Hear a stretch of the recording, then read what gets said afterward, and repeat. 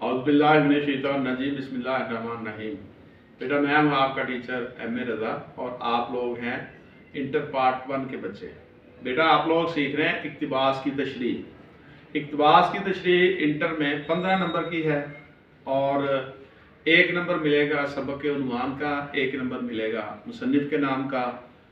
सियाक़ो सबाक़ अगर आप लिखते हैं तो कितना लिखना चाहिए, 3 नंबर आपको मिलेंगे अगर आप 12 से 15 लाइंस लिख देते हैं। सबसे अहम बात है तशरीह की। तशरीह की लेंथ कितनी होनी चाहिए, 2 से 2.5 पेज होनी चाहिए। और इंटर की तशरीह जब आप करते हैं तो उसमें हवाला जात लिखते हैं।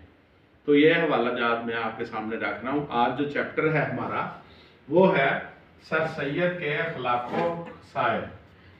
बेटा जी जब आप तशरीह करें तो ये कोटेशन आप लिखें, क़यामत के दिन मेज़ान में अच्छे अखलाक से ज़्यादा वज़नी कोई चीज़ ना होगी, फरमान रसूल सल्लल्लाहु अलैहि वसल्लम। बेटा इसी तरह एक और कोटेशन है, तुम में से बेहतर वो है जो अपने घर वालों से बेहतर सलूक करता है, फरमान रसूल सल्लल्लाहु अलैहि वसल्लम। इसी तरह मुसलमान मेहमान नवाज होता है। 4 नंबर पे वतन से मोहब्बत ईमान का हिस्सा है, फरमान रसूल सल्लल्लाहु अलैहि वसल्लम।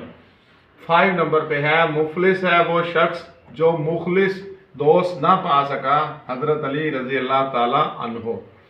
6 नंबर पे भूखे को खाना खिलाओ, बीमार की इयादत करो और कैदी को छुड़ाओ, किसने कहा, हजरत ईसा अलैहिस्सलाम।